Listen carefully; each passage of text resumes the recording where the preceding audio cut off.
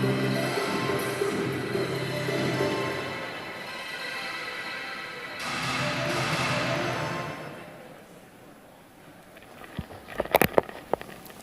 evening.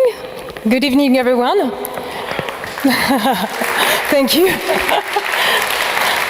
That's a nice welcome. Welcome at the Paris City Hall. My name is Frédérique Bedos. I'm a journalist working in freelance, and I'm delighted to be your host tonight for this very first worldwide Data Journalism Awards organized by the Global Editors Network. By recognizing outstanding work and editorial excellence in the field of data journalism, these awards seeks to contribute to setting high standards and highlighting the best practices in data journalism. It also seeks to demonstrate the value of data journalism among editors and media executives. Just after this award ceremony, we will participate to the official launch of a new platform called Spark News. You will have more details in the second part of the evening. But right now, with no more delay, let's go back to the Data Journalism Awards with the editor-in-chief and founder of ProPublica, and tonight also the president of the jury of these journalism awards. He is one of the most respected editors and has been pioneering non-profit investigative data journalism in an extremely successful way with ProPublica. Let's welcome on stage Mr. Paul Steiger.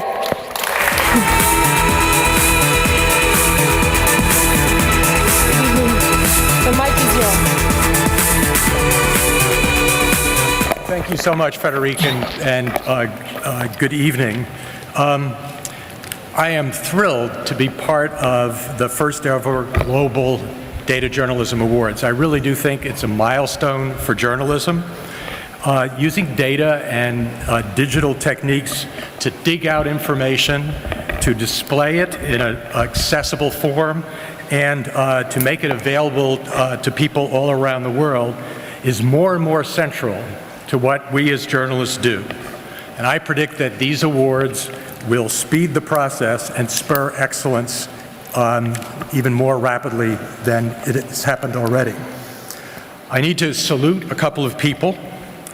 First of all, the dynamic CEO of the Global Editors Network, Bertrand Piccari, one of the most entrepreneurial people I've ever found in journalism, who is a big force behind these awards, and great support from Javier Vidal-Folst, your president.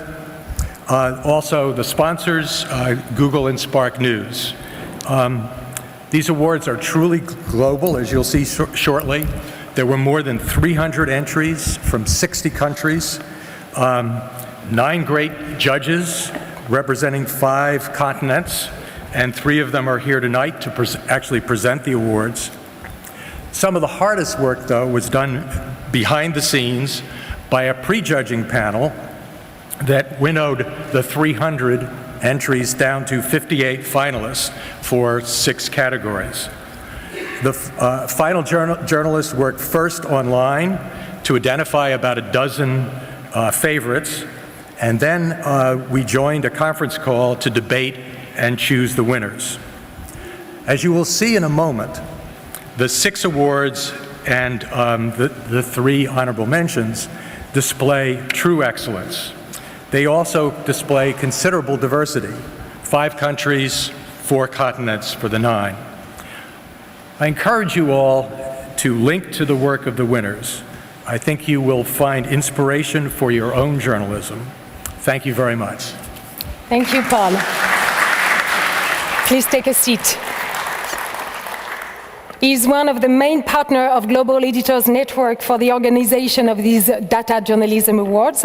He is the director of European Journalism Center. A warm welcome for Mr. Wilfried Ruetten.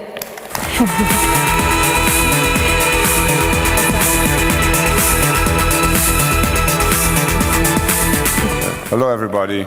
You see me very happy being here now because it was a long way to go, and we managed, and we were overwhelmed by the amount of quality submissions we got on the prize. And when we first started this talking with Google, talking with Bertrand here, we were expecting maybe 60, maybe 80 entries into the competition, and we were basically looking forward to maybe find 3 that deserved the prize or something. And now we were really overwhelmed by more than 300, and the pre-jury process, as Paul Steiger mentioned, was quite hard. We had planned a weekend for it, and it turned out to be about 4 weekends to be sifting through all the applications there. And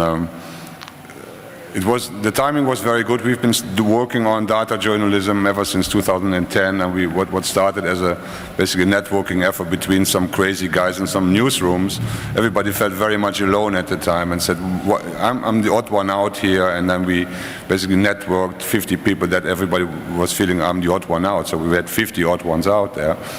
And we've been going ever since, and the prize is just, if you want, the icing on the cake here. And my thanks, everybody's thanks basically go to Google for trusting us with this and setting this in motion and making money available for a prize, and seeing the room here and seeing especially all the prize winners. I think we're really getting somewhere, and I think we have established this as something very worthwhile, and the single guys in the room doesn't have to feel alone anymore. There's a lot of you out there, and you will not be alone. There will be more guys coming, and the lead you set, the parties have set that are going to be on stage tonight will be sustainable for quite a while. And there's one more remark I would like to make. I would like to give a special thank you to Liliana Bonegro, who's sitting in the first row. She's probably working again. Liliana, you stand up and show yourself, because I know you're too shy to do it, because she's been running this. She's been running this on behalf of the European Journalism Center, and everybody who's been working with her has been very strictly run in a very polite manner, and I think we have to thank her a lot that this is going on. We did a big session in Perugia a couple of weeks ago at the Journalism Festival in Perugia. We had a morning session at 9 o'clock each morning for 4 days in a row, and we thought 9 o'clock in Italy, it might not be the best idea to have a session at 9 o'clock. And then everybody came, the room was full, and we had another session at night where we did some more wizardy stuff, and everybody loved it. And I just learned we doubled the Facebook group, and we have a website, Data-Driven Journalism, and There's so many things going on, and the timing is good. And I'd like to thank everybody for the contributing to the competition. I'd like to thank the partners here, and that's it from me. Thank you very much. Thank you, Wilfried. Thank you very much. I think you've got to go back to your seat. Thank you. So, the Data Journalism Awards are financed by Google, and the person we are going to welcome on stage is the Director of External Relations of Google EMEA. This person is also a member of the jury of these awards, Mr. Peter Barron.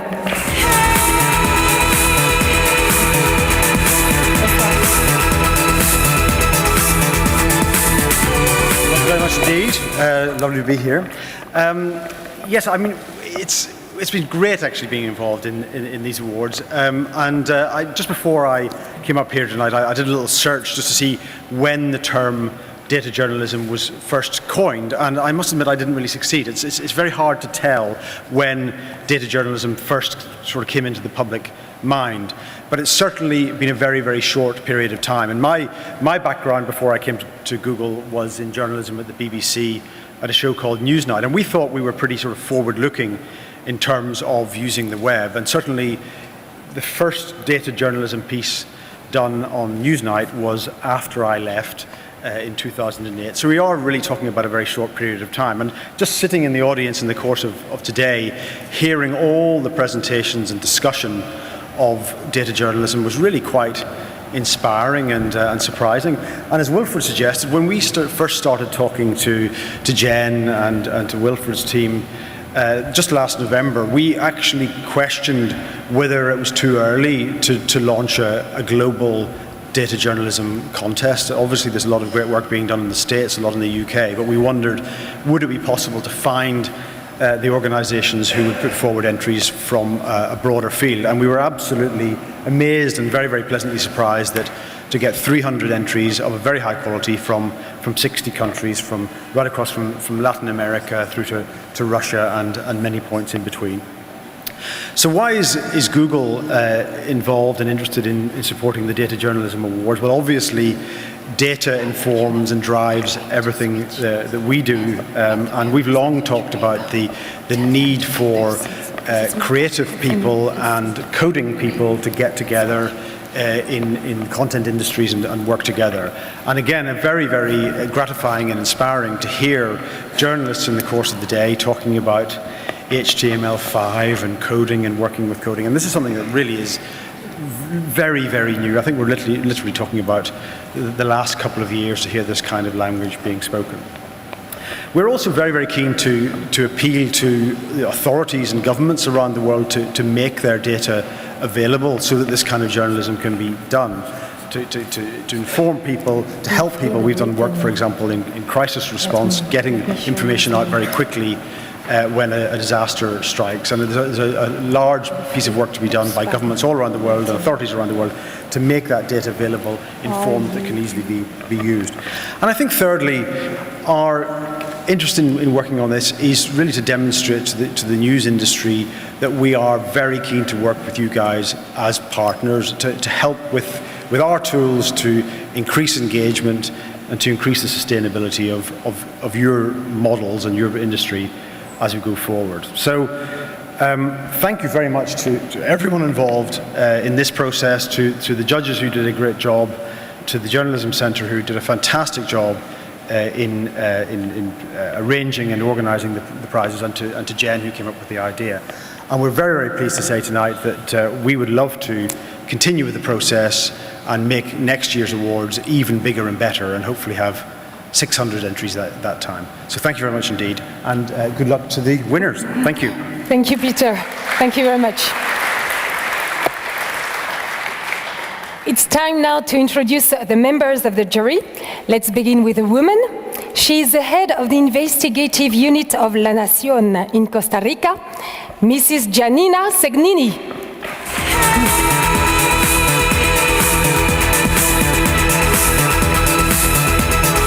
Please take the stage.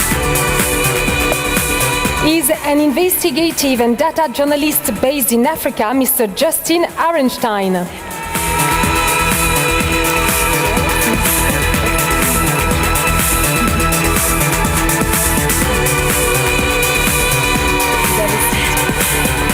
Is the editor-in-chief of Zeit Online in Germany, Mr. Wolfgang Blau. Good evening. Have a seat. Before giving the prizes, let's talk about those prizes. The awards have been designed by a French artist who knows very well the news universe. He is the most famous French cartoonist. His work appears every day in the French newspaper Le Monde. He is the founder of the NGO Cartooning for Peace. Plantu is among us tonight. Plantu.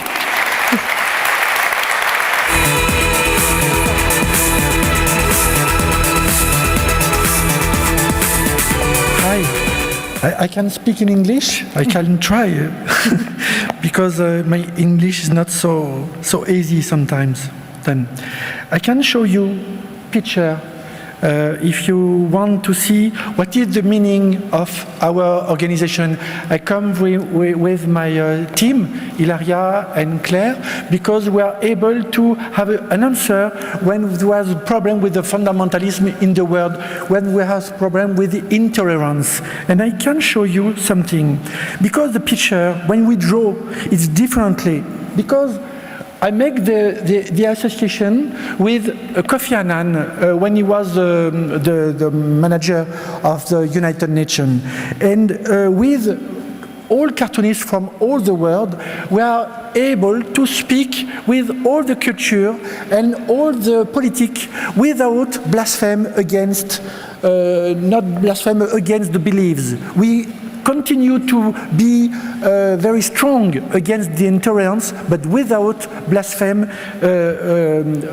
with the beliefs. For example, at the beginning, it was 20 years ago, I was in Tunis with Arafat, and I understood it was very easy to express a lot of things with a pen.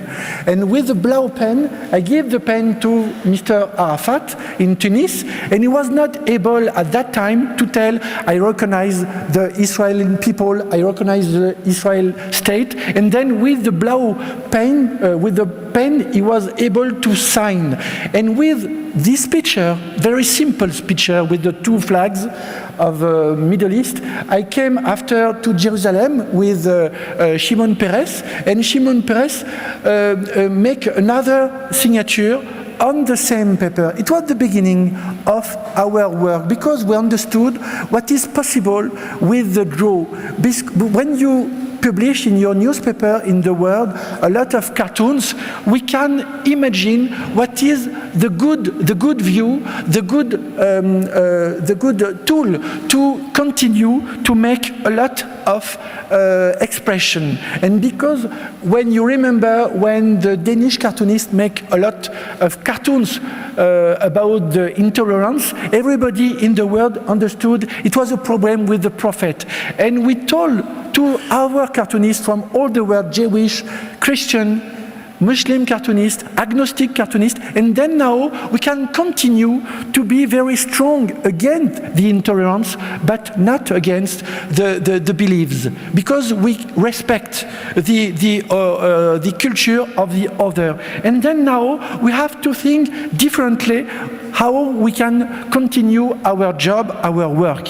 And then when I draw with my pen, everybody says, oh, you make a Muslim, you make a mosque, you make a synagogue, you make a church. No, be quiet. And at each time, with my chef editors, we continue to propose to our chef editors with Kofi Annan, because he's the big chief of Cartooning for Peace, Dessin pour la Paix, and then with all, we can continue to have a good answer when there is intolerance. And I draw these cartoons, I must draw Muhammad, I must not draw Muhammad, and everybody, oh, it's curious, it looks like Leonardo da Vinci. And I say, oh, okay, no problem, because I want not to draw someone in the cloud, in the sky. And we can continue to make a battle against the intolerance, like in Syria, because this guy, it is a very famous cartoonist in Syria. His name is Ferzat, and last 6 months ago, his fingers was broken by the guy from Bashar al-Assad in Damas.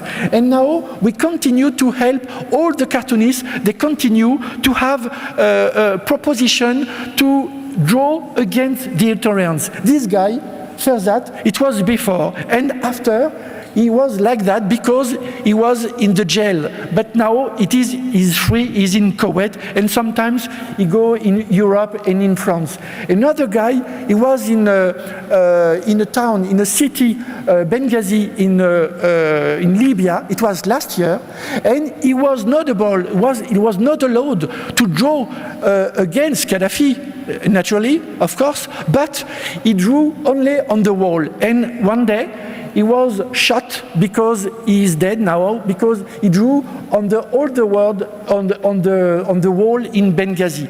And our job in Cartooning for Peace, with all cartoonists in the world, we continue. In 2 weeks, I am in Tunisia, and after I go in Morocco because there's a guy, he has a problem with justice, and after we go with all my team, we go in Lima, in Peru, and after Istanbul, and at each time we continue to build a new conversation with the cartoon. And the last cartoon I can present you, these cartoons, I drew these cartoons in France, there was no problem.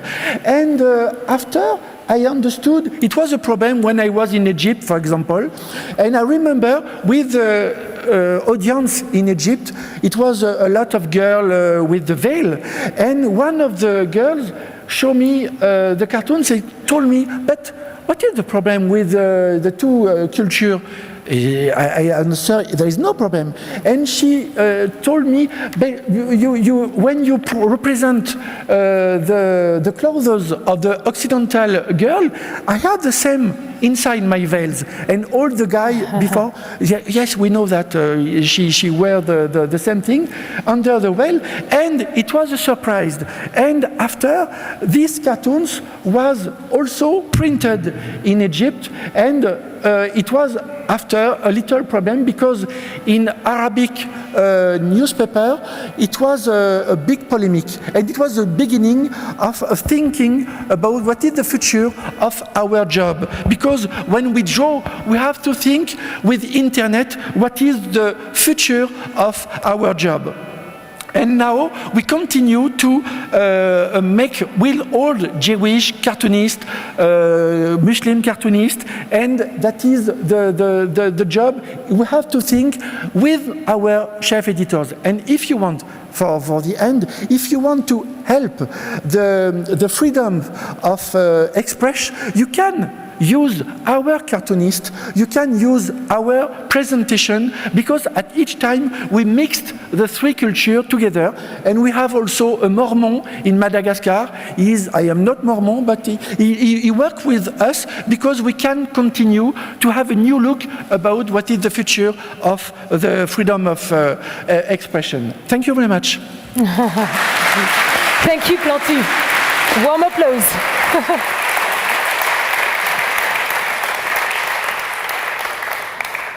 I'm not going to say what I've got under my dress. So now let's begin to give the prizes. The first category, the data-driven investigation. Giannina, Segnini, can you come with me, join me? And can you tell us with few words what this category is all about? Sure, thank you. Good night. The first two categories we are awarding tonight recognize the fusion of two powerful worlds. The high standards and quality traditional investigative journalism combined with the tools and exponential possibilities that technology offers. The data-driven investigative stories participating in this award, and especially the ones that we are awarding tonight, confirm without doubts that this fusion is consolidated and showing concrete and fantastic results.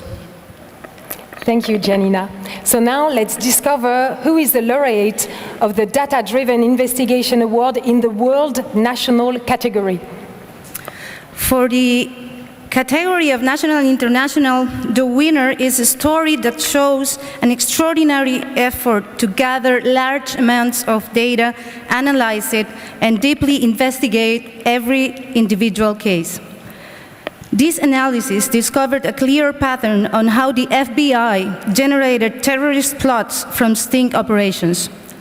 The investigation proves that conclusion, not just with numbers, but also with a depth analysis and reporting on the field. The winning story is Terrorist for the FBI by Mother Jones and UC Berkeley Investigative Reporting Program in the US. Congratulations. Please give them an applause. Can you just come to the podium, please? Let's switch.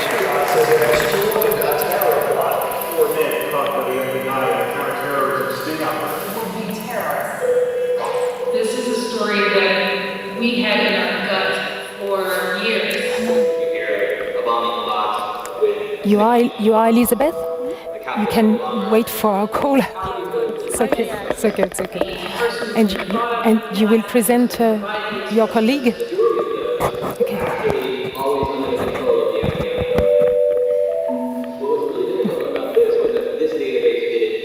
One of the first issues was cleaning the data. Going through thousands of pages of court records. It took a lot of time. Small and very effective and dedicated teams. 6 or 7 returns. So that was really exciting, really challenging. We could finally prove in a systematic way that this program existed. But what was great about it from a journalism standpoint was we never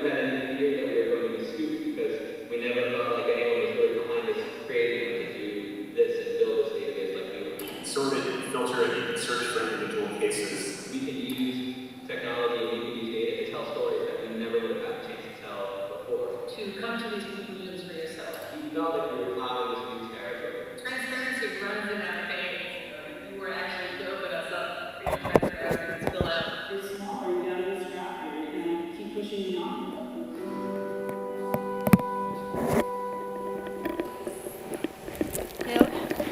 Give them an applause. So the prize winner is Elizabeth Gettelman, and you're accompanied with? This is Clara Jeffrey, and I'm Monica Barron. Ah, okay. So you can say a few words?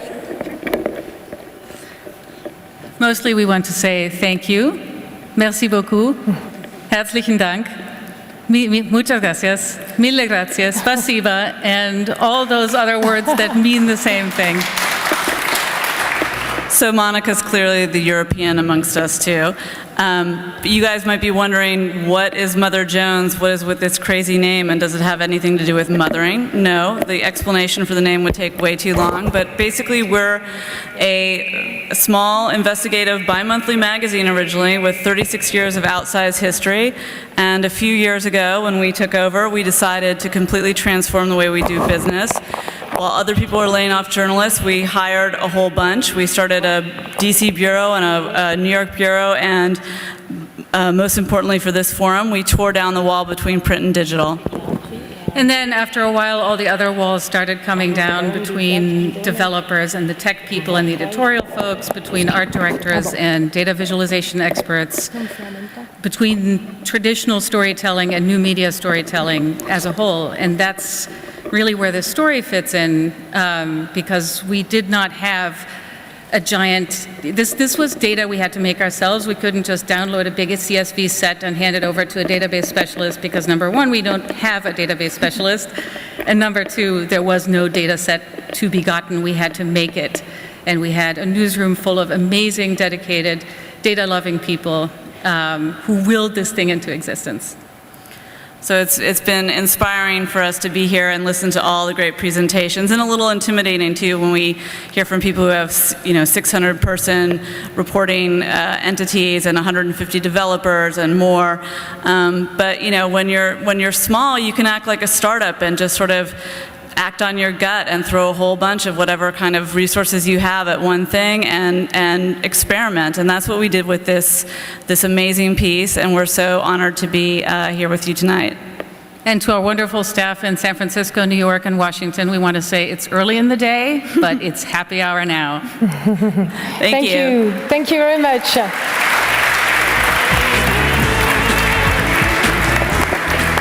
Now, Giannina, let's discover who is the laureate of the Data-Driven Investigation Award in the regional-local category.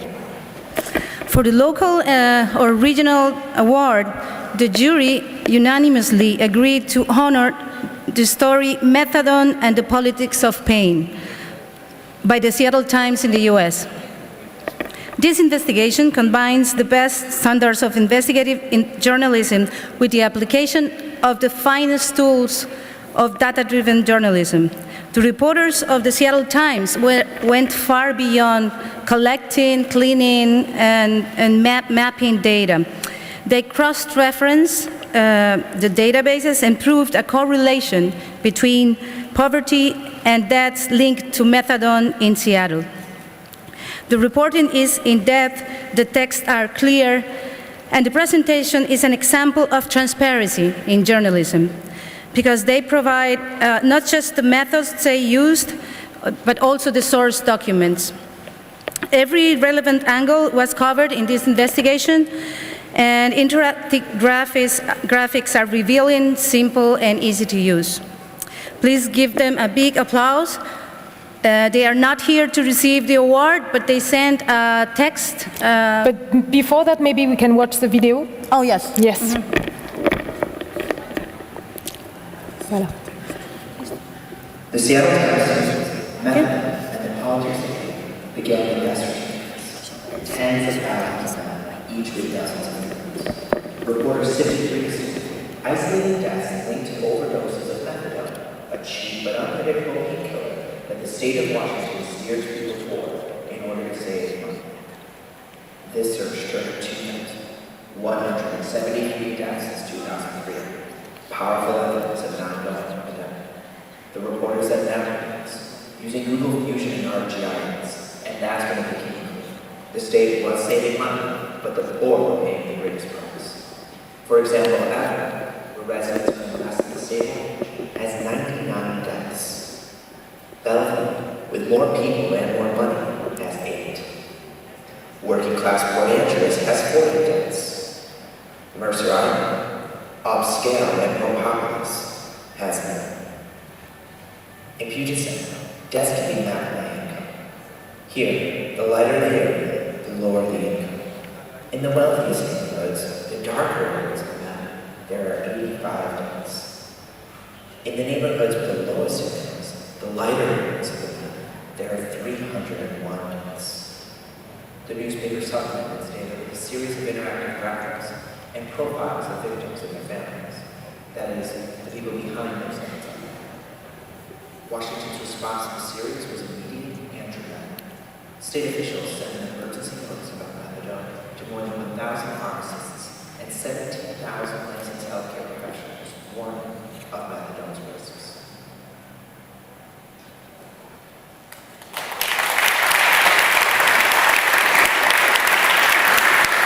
So Giannina, as you were saying, the winner is from Seattle. He couldn't come.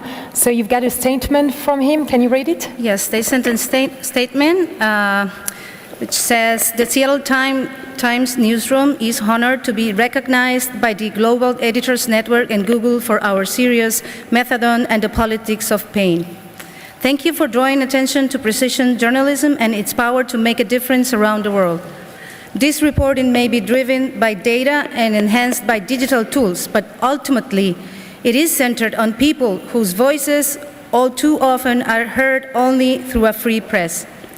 On behalf of reporters Michael Behrens and Ken Armstrong and the entire staff of the Seattle Times, we wish to thank everyone at the World's News Summit and applaud the continued efforts of the Global Editors Network and Google to spur creativity, foster innovation, and inspire multi-platform newsroom to the new heights. Thank you, Giannina. We are very happy for the Seattle Times.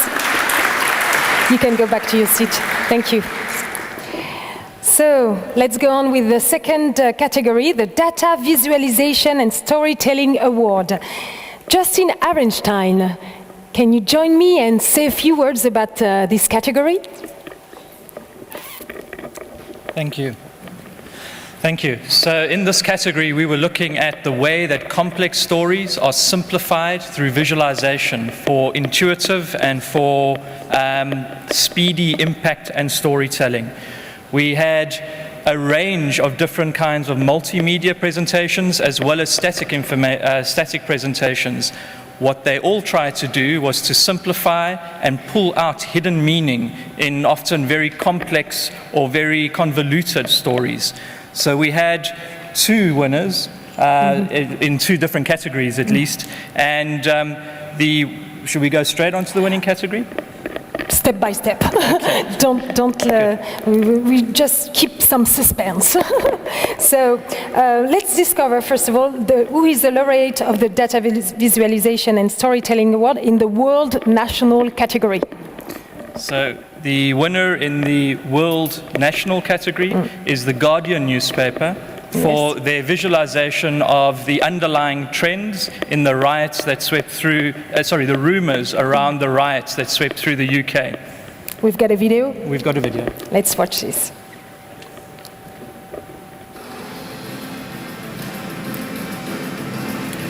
I haven't been given any notes, so I don't actually know the name. I've got them. I'm going to say their names. Thousands of people took to the streets of towns and cities. The fires, looting, and clashes with the police gave the impression that the country had war itself. One makes social media, and particularly Twitter. We wanted to ask the question, how was Twitter used during the riots? The riots were arguably the most tweeted event in the UK at that point. Many people experienced the riots through the lens of Twitter. Our challenge was to find a way to show the birth and death of rumors more quickly. In other words, to give a sense of how misinformation corrects itself in an open, unregulated forum such as Twitter. The result was one of the most ambitious pieces we have ever built, both in terms of data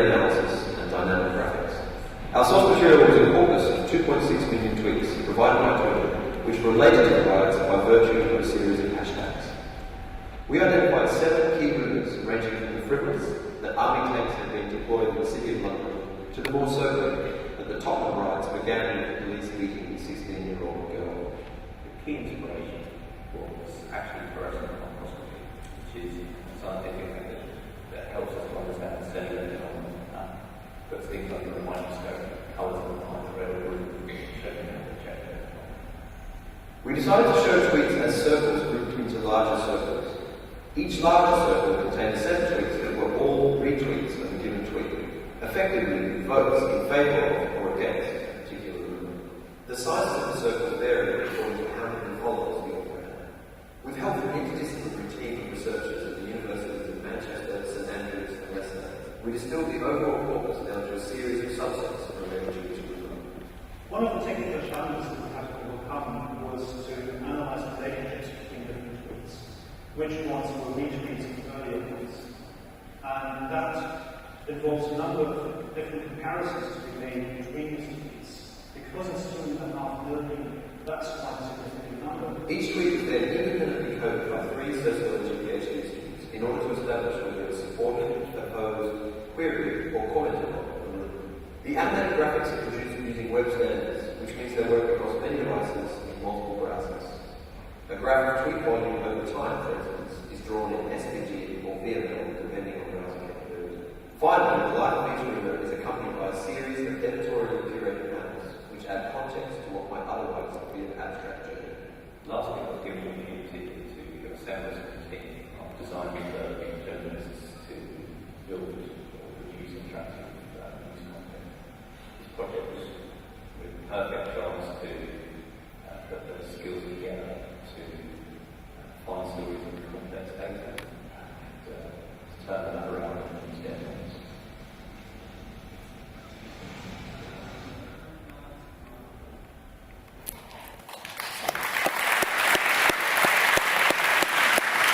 Let's welcome on stage the 2 prize winners, Alastair Dant and Paul Lewis. Then more than 2. Come here. Congratulations.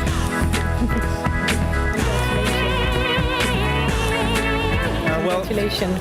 Thank you very much for this. We're very happy to be here and to have been given the award. I'm just going to say a couple of very quick things. First of all, the thing that really enabled us to do this was, of course, the cooperation of Twitter, the company, who gave us this incredible corpus of riot-related tweets in the weeks after the disorder. So we owe them a real thank you. I personally owe, and we all do actually, The Guardian a thank you for being the kind of news organisation that lets us do these types of things. But the second thing I need to say is actually, although I led the Reading the Riots project, which was the umbrella study that this came under, the work was done by the people behind me, and I'm going to pass over to them.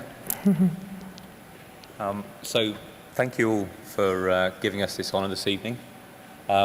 I think what Paul was hinting at there was that this is a project which very much embodies the kind of collaboration which the Guardian as an organisation is very keen to sort of see in the world of journalism right now. I want to talk quickly about collaboration at 2 levels. Firstly, in terms of the people on my team that you saw briefly in the video there, and then secondly, in terms of the wider group that helped make this piece possible. And in fact, with us tonight, we've got Rob and Alex, who were 2 of the academics that were involved, and they'll say a few words about what they did. But I just want to thank in turn the members of my team that were involved with this project. It's basically my whole team. And I think as I name check each one, I just want to sort of let you know what they were doing, so you get a sense of the different skills that come together. So Jonathan, who was doing the voiceover there, is basically responsible in this case for acting as a producer. But probably more than that, he was the sort of main liaison between our development effort and the academics, and also with all the editorial staff that were managing the sort of riot stuff as a whole. Mariana was able to translate my original visual ideas into a finished design with the help of our wider graphics team. And then Robin, Martin and Alex are all incredible developers, and they all played amazing roles, basically producing a very sophisticated bit of animation and, well, interactivity in a very short period of time. So as I say, it's a real blend of things that makes these projects possible, and I'm very happy that we could get this opportunity to showcase that. Thank you. Thank you. Yes, as Paul was saying, this was a collaboration of an unusual kind, perhaps, for this type of project. As academics, I'd like to think that we've been helping to contribute to tearing down walls between academia and the world beyond, and applying some of our ideas and tools in ways which I think may help the public to understand society and change that's happening around them. I'd like to say a great thank you to all the academic members of the team for the hard work that they put into this project. For us, it was unusual in terms of the time scale. It was very truncated compared to the more leisurely style of work that we normally undertake, and it required a great deal of dedication to get it done within a short time period. Alex is a key part of that team. I'd also like to mention Dr. Farida Vis, who can't be with us today, who was the lead social researcher on the social media researcher, and all the others who helped to actually get this data into a form that enabled it to be visualized. Alistair? I just want to say thank you to The Guardian for the openness that they've shown in this collaboration. It's been really exciting to work, as Rob said, on timescales that we as academics are not usually used to. Congratulations. Thank you. Bravo.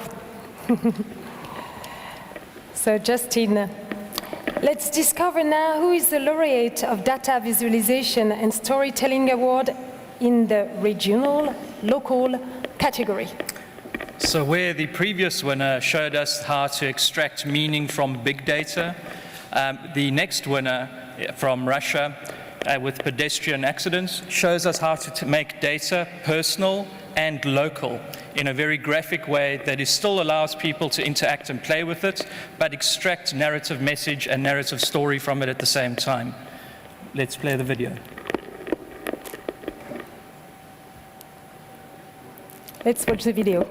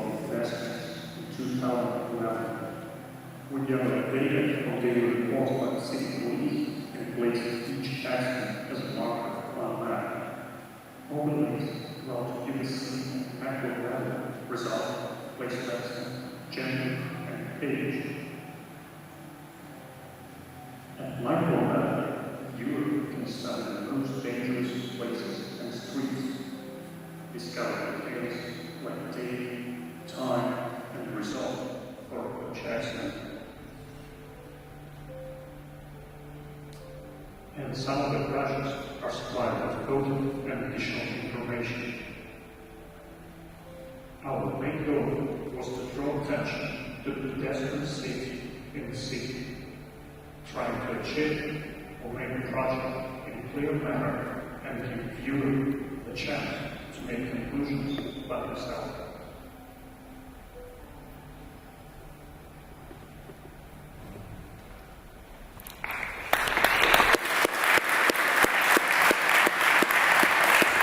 Evgeny Tarasov, the prize winner, Evgeny Tarasov. Bonsoir, good evening. Bonsoir.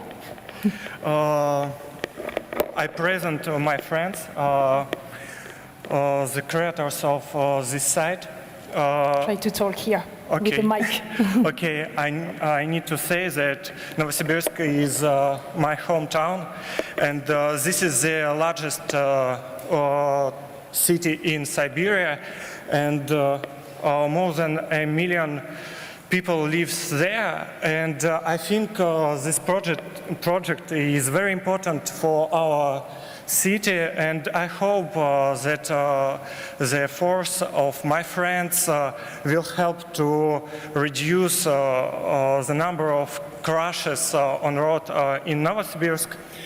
The creators of this project couldn't be present today, but they are very happy for this prize, and they say hello for everyone, and thank you very much.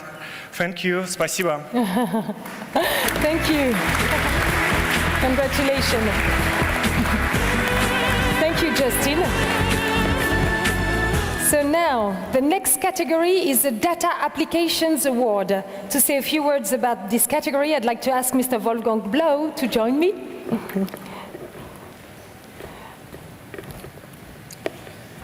So obviously we are also still developing this award, and most likely next year we will have fine-tuned the categories of this award a little more. At this point, this category is about the best illustration of the sharing of one or more data sets of public importance with an audience in a format that enables easy insight as well as simple navigation and reuse. So this is not so much about data visualizations that have a narrative, but much more about making large sets of data very useful for you. Okay, so now let's discover who is the laureate of the Data Applications Award in the World National category. The winner is Politnetz from Switzerland.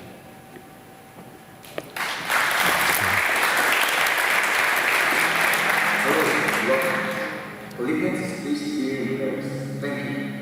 However, let's start at the beginning. What is Politnetz? Politnetz is a platform for citizens and politicians struggling to exchange their opinions, a place created in tangible and simplified qualities. How does it work? Through transparency. The state parliament of Switzerland, the so-called National Council, represents the Swiss population. Here, you can see a vote of the National Council. Now, what is there to know? As we scan the complex and difficult to read voting protocols of our system, we can easily and comprehensively demonstrate which politician voted what way. Here, for example, the left side of the council elected voted for change between narcotics, opposed to the liberals, where the outcome is much narrower. We can therefore verify who the decisive factor was.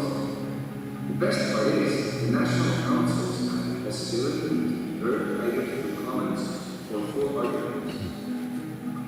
Well, what about the ones that voted neither yes nor no, the ones that were missing? Because of Politnetz, these figures will no longer just pass by unnoticed. The citizens have a chance to verify whether their representative represented them accordingly or not. Representative Hans Mulder, number one on the list, does not seem to do so. As we can see, it is 44 votes, and with just one click, we can see which ones. As this is not enough, one has the possibility to set a filter and the so-called Schweizer list. No show list. Did representatives from the East miss more votes than the ones from the West, or do women have more sitting influence than men? Politnetz will bring it to life.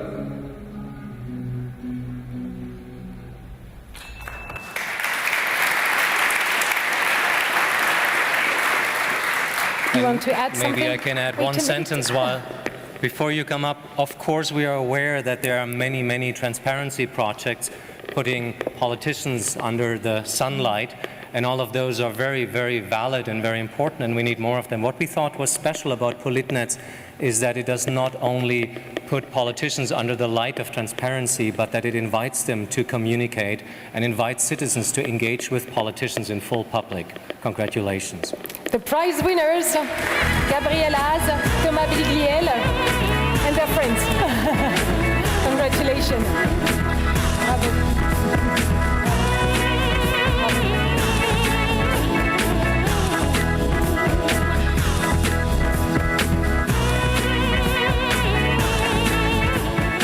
So first of all, thank you. It's really, really great to be here.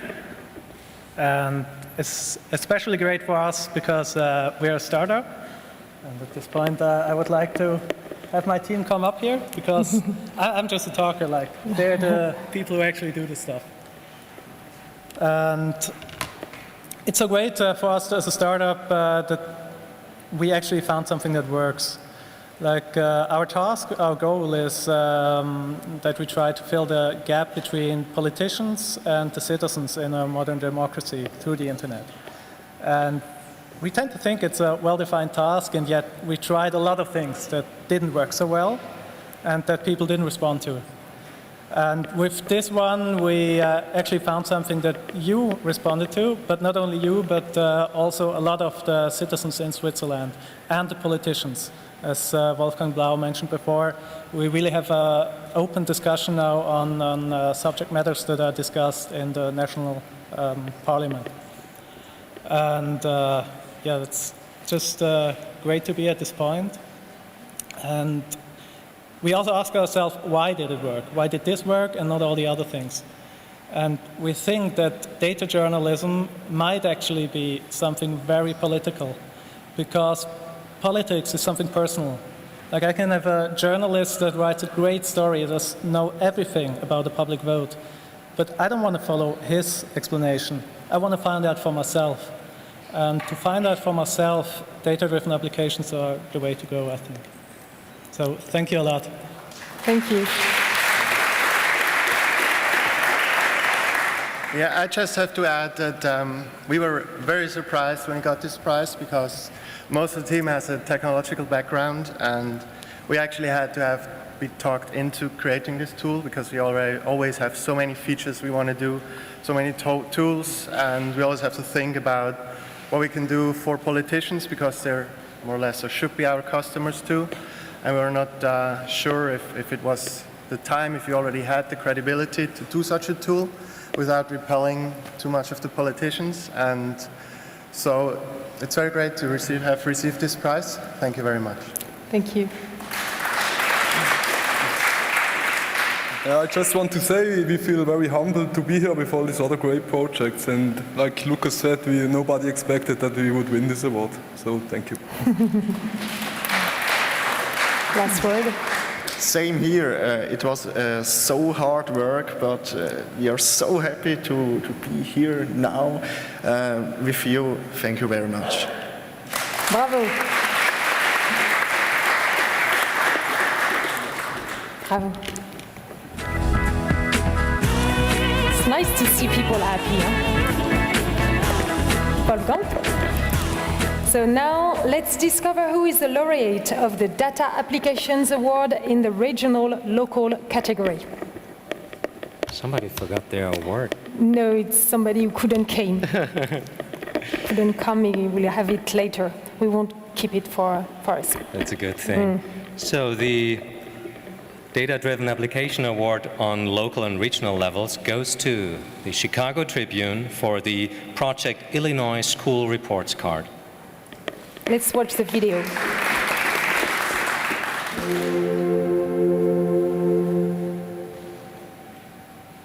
Hi, I'm Brian Ward, News Applications Editor here at Chicago Tribune. Hi, I'm Joe Johnson, News Applications Developer. I'm Alex Boyes, I'm a graphics producer. And we built the Illinois School Report Cards application. The origin story goes kind of like this. Every year, the state of Illinois drops a big pile of data on us. And our reporters crank out a dozen or so stories based on information we find in the data. And what we wanted to do is we wanted to answer the what about information? So a parent reads the story about school closures or about test performance, and they ask themselves, what am I in school? And so we built the application so that when they read these stories, they can go look at their kid's school and find out how they fit into the story. To do this, we interviewed dozens of parents of school-aged children here in the newsroom and talked to them about their needs and about how schools fit into their lives, and ran for them. Yeah, thanks a lot. Thank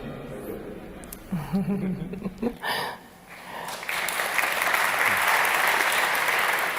So the winners couldn't fly to Paris, but we've got Alistair Daunt here from The Guardian, who's going to take the prize for them. I hope you won't keep it for The Guardian, huh? Do you want to say a few words?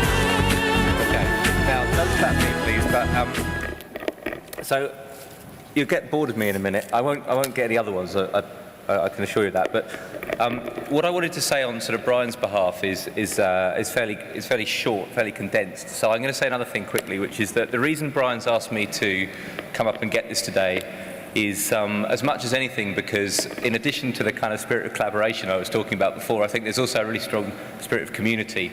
And Brian's one of a whole bunch of different people that I've been able to meet in the last couple of years, speaking at conferences like this around the world. And the fact that there's this big community of people sharing ideas, also open source software, is a really exciting thing, which I think is one of the characteristics of data journalism. Anyway, so Brian's message, which had to fit into 140 characters, is as follows. Super honored, very excited, many thanks to all involved. Thank you. So, for the conclusion words, I'd like to ask Mr. Paul Steiger to come here. Paul, I know you couldn't give prizes to everybody, and there are a few projects you wanted to put a special light on them because they're worth it. And after that, I'll let you the conclusion, of course. Thank you very much, Frédérique. It really wasn't me, it was all of the judges felt this way, that there were so many worthy projects, but there were three that we wanted to add. One was by La Nación in Argentina, and the two others were from the UK, The Detail and the BBC. These are splendid efforts, and I really encourage you, in addition to linking to the winners, because there's so much we all can learn from them, to link to these as well. And the final thing I'd like to say is, remember, you heard it here, the awards are going to be given next year, so think about what you can do to be up here in 2013. Congratulations to all the winners, and my thanks to my colleagues on the judging panel, and also to Frédérique, who did a terrific job stage managing all of us up here. So thank you all. Thank you, Paul.